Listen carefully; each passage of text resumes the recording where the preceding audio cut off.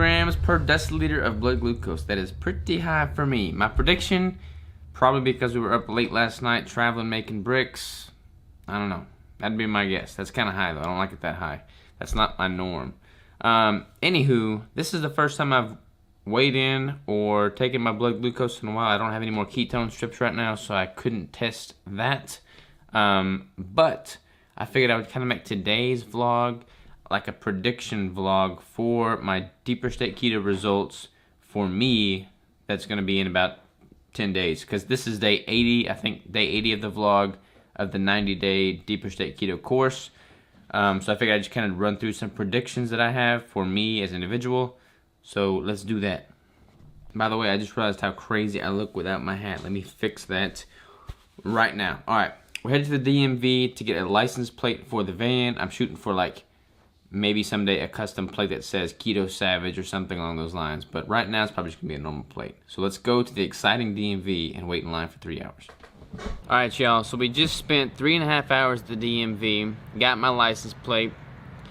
If you ever want to feel like you want to create your own business and be in control of your life and love what you do, then go to the DMV for reassurance. Nothing against people that work at the DMV. Like if you work at the DMV and you love it, then kudos to you. I couldn't do it though. We've been working on emails. Crystal has a doctor's appointment. Our life's just freaking crazy right now, y'all. And I feel like we keep saying that, but we came back from Little Rock yesterday, actually this morning at 1:30 in the morning. She's got a doctor's appointment that she had the other week, and she's got the results back, so she's got like to go in for an overview of that tomorrow in Little Rock. So she has to go morning in Little Rock. Yeah, so she has to drive back to Little Rock tonight. So technically, we got back from Little Rock this morning, and she's going back to Little Rock tonight. Right now, we're gonna go train arms because we both are just like, we need to go move and burn some calories. And then I'm gonna talk to y'all about my predictions for my DSK results. It's just been like a really sporadic day. We've been at the computers all day. I did get caught up on my Instagram DMs though while we're in the DMV for 3 hours, so that's a plus. Impressive. Yeah. Yeah. Alright, so let's go train some arms first and foremost. Alright y'all, there's 1 million people in the gym here and it's crowded. They keep stealing our machines, so we haven't been doing much filming. We came at like the worst time, rush hour. People just everywhere. Not a good place to be. But I want to show you one quick little movement for bicep curls that'll help bring the concentration to the bicep. So we're just going to barbell curl. You can zoom down here. Rather than grabbing it with your full hands, leave your thumbs on the outside of the bar. That's going to transfer a lot of the resistance from the forearm to the bicep because you're not gripping it with your thumb. You're leaving it on the outside. Also, go all the way down, let it hang for a minute, flex your tricep even, and then come just shy of all the way up so that you don't let the weight transfer to the skeletal system on your bone structure and not on the bicep. When you come all the way up, it's like easy. Like when it becomes easy, that's because the weight is no longer, resisting on the muscle. It's all in the bone structure. So come just shy of that. So to demonstrate, all the way down.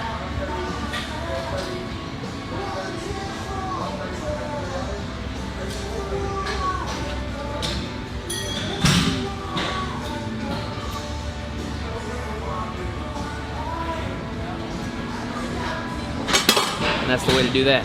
All right, y'all, workout in the books. I was gonna do a little posing for y'all, but since there's only 10 days left of DSK for me, I'm just gonna wait, build up the suspense a little bit. Here we go.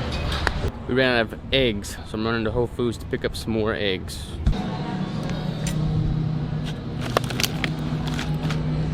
Alright, so with regard to my results of DSK thus far, again, I kind of want to preface this with, you have to look at it through a little different scope than everybody else because I've been in the off season this whole time. I've never once dipped into a caloric deficit. That's by intention because I was in an off season when I started because I had just come out of a contest prep.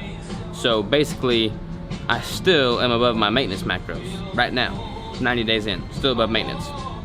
Now, I have gotten leaner over these 90 days.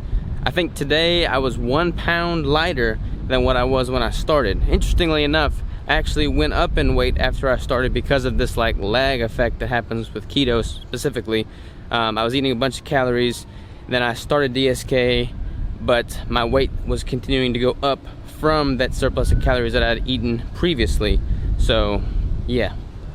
What's up? We're on campus. I've got a bunch of client work to do still. It's probably around 10 o'clock p.m. Crystal's driving to Little Rock right now. I'm about to jam on clients. Let's do it. Alright, so first of all, with regard to my predictions for DSK, I honestly don't think I'm going to be that much leaner. I'll go in for my in-body and I'll take measurements, I'll take pictures. That last week, we've got about 10 days left. So I don't expect a whole lot of difference from that. I think my weight got up to about 182, 183, I think at the heaviest, and then now I'm like 175.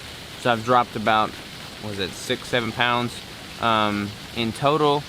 So not bad. I'm definitely tighter during the whole Deeper State Keto thing. For me, I cleaned up my food sources and I ate more nutritionally dense foods. I've noticed a huge benefit from that.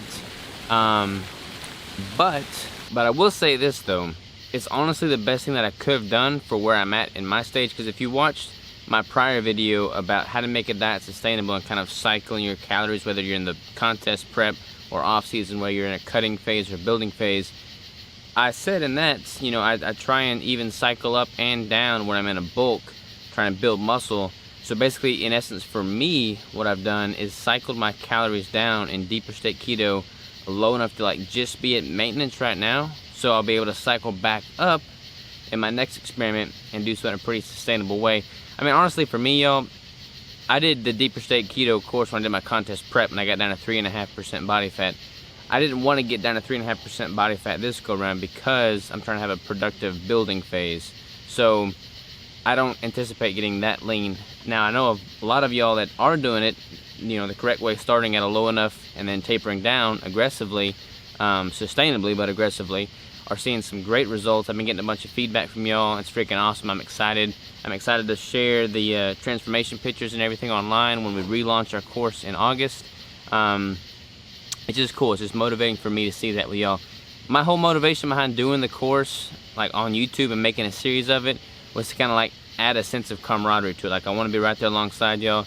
Even if I'm not dieting down and having to like struggle as much with the lower macros, I'm tracking all my macros, I'm eating consistent foods, and I'm pumping out content to be able to like associate y'all with, and it doesn't make sense. I'm pumping out content that y'all can relate to because you're doing something similar along the 90-day course. So that was my main motivation behind this series. Again, I am tighter, I am leaner, I feel better, I feel crisper and cleaner. So it's been totally worthwhile for me, and it's going to prime the pump for my next building phase, or for me increasing the calories again. So I'm excited about that. But again, I don't expect a whole lot of fat loss for me, since, like I said, I started at 3,000 calories and I'm just now to maintenance, instead of starting at maintenance and then tapering down. So that's my projections for me. What else? The course is going to launch again around August 1st, I believe. I've got a conference call with Keto Connect tomorrow, so when you see this, it will be today, and we're gonna hash out some details, make this even better for y'all.